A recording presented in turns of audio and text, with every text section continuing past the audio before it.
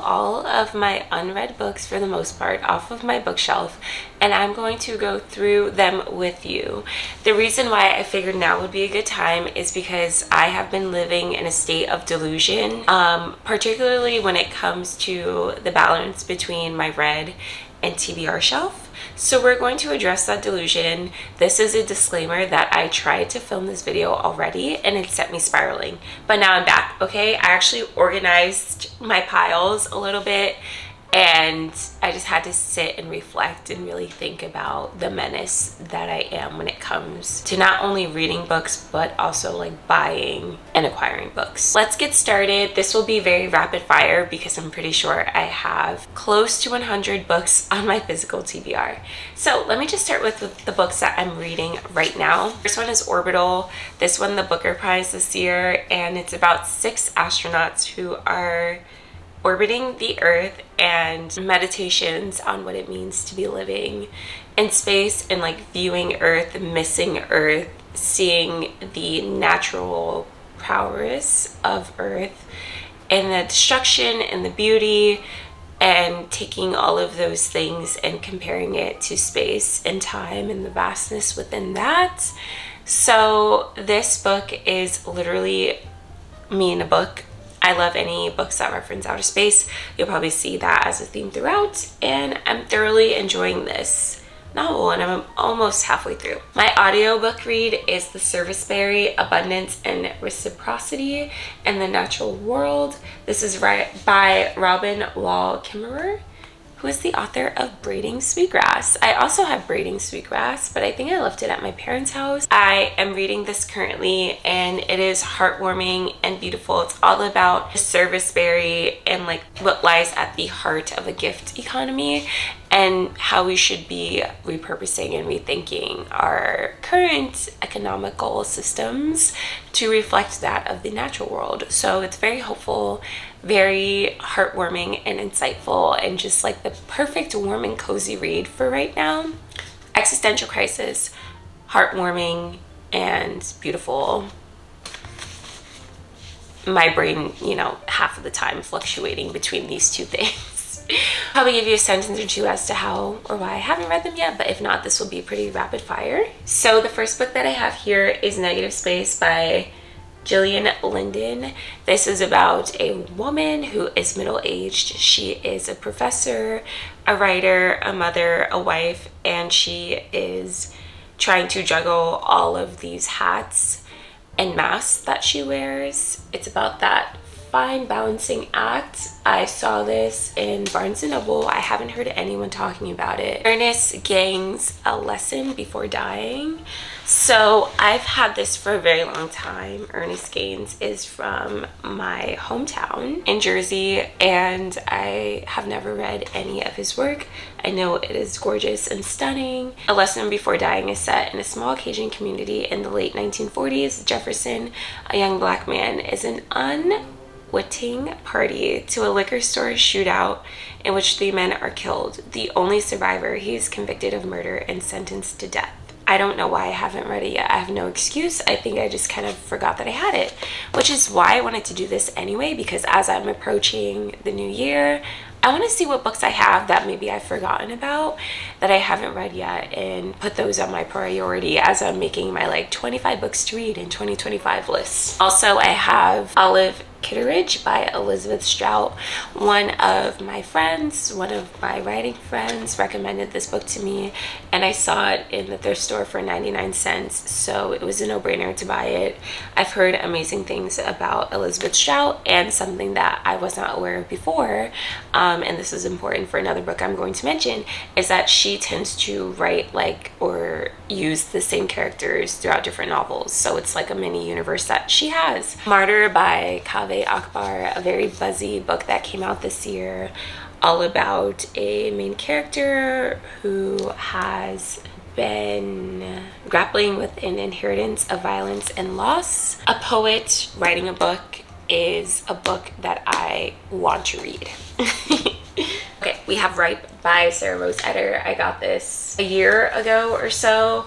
I heard this being compared to Assembly by Natasha Brown, which is one of my favorite books. I love novels, as you will see, about young women in crisis, whether it's relating to like their jobs, their role in society, whatever the case is. So I'm excited to read this. Has a black hole following the character along. Really the main thing that drew me in. Enter Ghosts by Isabella Hamad. This is a book that I first saw at a flea market, and then I saw people talking about it afterwards. I regretted not getting it. It stayed in my mind. And this is all about a Palestinian production company who's putting on Hamlet, and it's discussing art's role in, you know, the human existence and experience in the wake of like violence, in the wake of all of the things. So I'm beyond excited to read this, and I hope to finish this before the end of this year. And On the Body by Jeanette Winterson.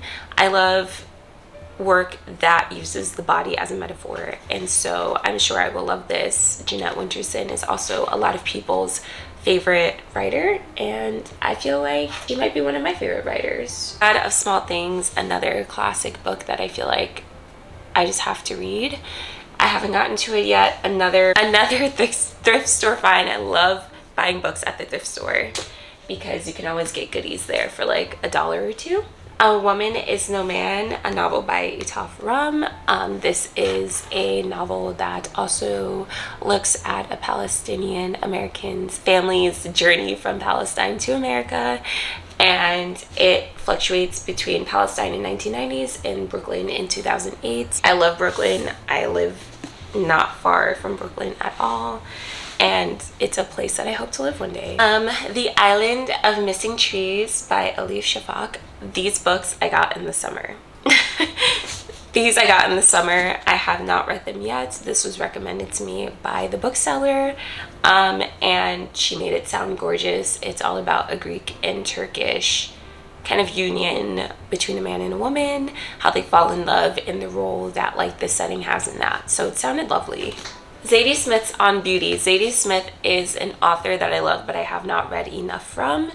This is about a family who is well educated, and they are just navigating like class, race dynamics, political dynamics, and I love that. I love a smart read. So Zadie Smith, love her. The Hearing Test by Eliza Berry Callahan. This book I also got over the summer, and it's about a woman who wakes up deaf one day, and she knows that she will have permanent hearing loss, and so she is contemplating the many ways in which humans communicate, the successes and failings within verbal communication, nonverbal communication. And I know she also, or the author I should say, analyzes like other prominent works. I heard that fans of Rachel Cusk will love this, and I read Outline this year and absolutely loved it, so I picked this up as well. Francisco. If you've been following me for a while, you know that Francisco by Allison Mills Newman has been on my TBR forever. Toni Morrison is, or did blurb this, so like I don't know why I haven't read it. I feel like once again it's one of the books that I start and then forget that I'm reading because the writing is told in like these sparse vignettes. So it's not like I'm following a plot line necessarily, so I kind of just forget that I'm reading it because I'm always reading more than one book at once, which is also, you know, it's like a gift and a curse to do that. All right, so next we're gonna go into some more like fiction books. This is a romance. This is Love on the Brain by Ali Hazelwood. I love science, and for some reason science and romance, when they're paired together, they do it for me. I read Love Theoretically. Is that the name of it? Yeah, Love Theoretically, and I loved it. It made one of my top books last year. So this is Ali Hazelwood's one of her other books. She has very many. So some like upcoming releases that I was kindly gifted advanced reader copies of. One is Psych by Fred Lunzer, and this seems so interesting to me. It's about a man and a woman who fall in love. The man is a writer for rappers, so he writes rap lyrics, and the woman works in venture capitalism, and it's all about like this meshing of technology and like failed relationships sounded very, very intriguing, set in London. So this is upcoming release. I think it's coming out in May of this upcoming year, so I still have plenty of time to read that. The Princess of 72nd Street by Elaine Croft. The introduction is by Melissa Broder. This is a re-release of a classic. I got into this, another short read. Whoever You Are, Honey by Olivia Gatwood. I love Olivia Gatwood's poetry. Once again, poet writing a novel, my favorite genre or subgenre in fiction. Tell Me Everything by Elizabeth Strout. So as I stated earlier, I plan to read Olive Kitteridge first and then dive into this, but this just came out as well. And it says it's hopeful, healing novel about new friendships, old loves, and the very human desire to leave a mark on the world. So beautiful and heartwarming. I should read more books like that because I typically read the existential dread with a dash of hope, but like maybe I should just read full-on hopeful novels, you know? Maybe that will cure my anxiety. I don't know. We also have Firstborn Girls by Bernice L. McFadden. This is coming out in March as well. And this is just a memoir exploring inherited trauma, family secrets, and the enduring bonds of love between mothers and daughters. Up next, we have Thirst, which I started reading, but it wasn't really the vibe that I was in. I tried to read it this past fall, and I thought it would be more focused on like the vampires, but it was more focused on grief. And I feel like books that are translated from Spanish do a very, very great job of exploring grief and having very interesting motifs to like horror and grief. So yeah, this was good. I just was not in the mood to read it when I did start reading it. However, I can see myself and I know I will pick this up again someday. We Burn Daylight, a novel by Brett Anthony Johnston. So this says it's an epic novel of star-crossed lovers set in a doomsday cult on the Texas prairie that asks, what would you sacrifice for the person you love? Checks a lot of boxes for me. I'm fascinated by cults, especially doomsday cults. Star-crossed lovers, I love that as a trope. And what would you sacrifice? How could you go wrong? Nicola Yoon's novel, One of Our Kind.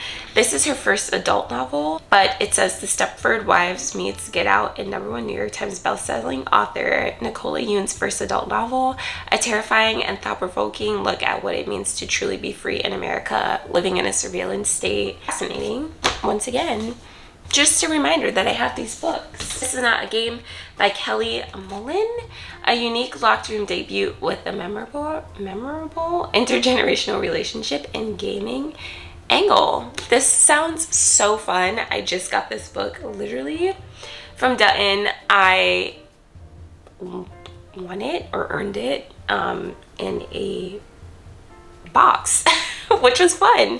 So yeah. I don't think I would have normally picked this up, but it sounds so interesting and exciting. This is out in April. Yours Eventually, also in that same box from Dutton, the publishers. And this is about a tightly knit Pakistani American community where a young doctor gets an unexpected second chance with the first love she never got over. The cover of this is stunning. Once again, it looks like another like star-crossed lovers trope, which I live for. Rooms for Vanishing, Stuart Nadler, another prismatic, mind-bending epic about the splintering of a Jewish family from Vienna, exploring the weight of exile and how grief twists our sense of the impossible. Very beautiful cover. I love books that are kind of kaleidoscopic or puzzle-like and presents these moments where you have to piece together as the reader. I'm gonna take a little break because my camera's overheating and I'll be right back. Alrighty, I'm back. Let's continue. So we were talking about fiction. I grabbed a few more books that I found. This one is Blessings, and on the back it says it's Moonlight meets Purple Hibiscus, and this gay coming-of-age novel from an astonishing young talent. And that's all I need to know.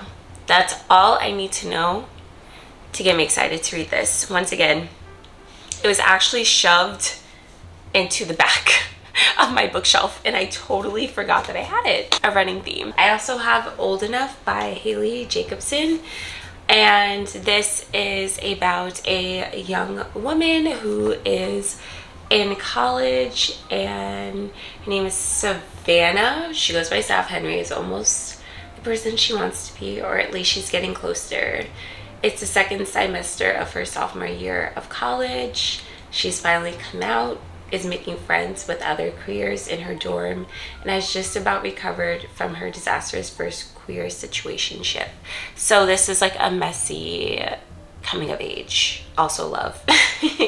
Madwoman by Chelsea Beaker. I started listening to the audio of this, but I just wanted to read it physically because it sounds so intriguing, and it's a gripping story of motherhood, mother loss, and the brutal, mighty things women do to keep themselves and each other alive. Clove has gone to extremes to keep her past a secret. Thanks to her lies, she's landed the life of her dreams, complete with a safe husband and two adoring children who will never know the terror that was routine in her childhood. Also, I have Creation Lake by Rachel Kushner. Rachel Kushner is a very, very famous author who I have not read anything from, and Creation Lake was long listed on the Booker Prize, or was long listed for the Booker Prize, I should say. A secret agent who is a 34-year-old American woman of ruthless tactics and clean beauty who is set to do dirty work in France. And her name is Sadie Smith. So next we're going to do nonfiction. This is essays, memoir. Yeah, mostly essays and memoir. I have my poetry to the side. So the first one is The Sing Files by Dan Slepian. This is about a journalist who is a producer for NBC's Dateline, Dan himself. He received a tip from a Bronx detective that these men were wrongfully convicted, and so it's all about that story. Sounds really, really good. I have been trying to get more into nonfiction this year. Dr. King Jr.'s On Love. This is a collection of essays on Dr. Martin Luther King Jr. talking about love and his philosophy behind love, what it means to be human, how we can use it to solve or begin to solve some of our conflicts and disagreements. Paris Hilton's memoir. Okay, if there's one thing about me, I do love a good celebrity memoir, and I especially love a celebrity memoir when I listen to the audiobook as well. I will definitely be doing this for Paris Hilton. I've noticed that her and Nicole Richie are having a little comeback moment, and I grew up watching The Simple Life, so I'm excited to see, they're coming out with a part 2 of Simple Life. So yeah, sign me up. Die Hot with a Vengeance. This is Essays on Vanity by Sable Yang. Yeah, I haven't read this yet, but Ling Ling Huang, the author of Natural Beauty, which is also another popular book, blurbed this one. And yeah, I love reading, once again, essays that are just about womanhood and beauty and girlhood and all of those things. Winds of Passion. I have 2 Bell Hooks books. Actually, I think I have 3, which I don't know where the 3rd one went. Oh, I'm gonna just talk about bell hooks very, very quickly because I'm slacking. Bone Black by Bell Hooks, a memoir set all about growing up as a poet in the South, the unfolding of female creativity in one strong-spirited child's journey toward becoming a writer. I love books about writers on writing. Similarly to that, this is Winds of Passion, A Writing Life by Bell Hooks. Once again, talking about growing up in the South, living in the Jim Crow era, all of that. I saw a TikTok that was like, did we all just buy All About Love and not read it? And I was like, yeah, we did. We gotta correct that though. I have Ways of Seeing by John Berger. So now we're getting into my books that I feel like will influence my craft of writing. And this is just all about ways of looking at photography and space and what that means for beauty and art and just all of those things. Joan Didion, one of my favorite writers, such a great writer, and this is The White Album. Octavia E. Butler's A Few Rules for Predicting the Future. This just came out recently and it's an essay. It's a very, very stunning edition of this essay. And here's what it says on the back. Just very, very gorgeous. I Know Why the Caged Bird Sings by Maya Angelou. I have read excerpts of this, but I've never read the text in its entirety, and I hope to correct that soon. I'm really thinking of spending some time with like a few writers. So for example, I want to finish everything I have for Elena Ferrante. I want to maybe spend some time with Morrison next year. I'm thinking of restructuring my reading list to focus on specific writers. And this is a good way of me doing that, because obviously I have some novels or some books from writers that I could probably just spend like, you know, a month reading this author. I think that would be fun. Once again, one of my faves, Toni Morrison. This is Playing in the Dark, Whiteness and the Literary Imagination. I also have, while I'm on Morrison, The Source of Self-Regard. These two I was waiting to read because I wanted to read some more of her novels, and I've made some good progress on that. So I feel like I'm getting closer to the point where I can read. I might start with this one first, just because I've already been reading some of Morrison's standalone essays and talks, and I have really been loving learning more about her craft. And this one is about analyzing how Black people are presented in classic works. And then The Source of Self-Regard, this is once again selected essays, speeches, and meditations. Woman, Race, and Class by Angela Davis. I've read Freedom is a Constant Struggle last year, and this is a litmus test of a text for women, race, and gender studies. So I need to get on this. There's no excuse for that. I have We Will Rest, The Art of Escape. The author of Rest is Resistance. And this is a beautiful, beautiful edition as well of this. It's stunning and gorgeous and very, very, like, there are illustrations. This would not take me long to read at all, but it's just such a pretty, pretty novel, not novel, essay that I need to get into. I have We All Shine On, John, Yoko, and Me by Elliot Mintz.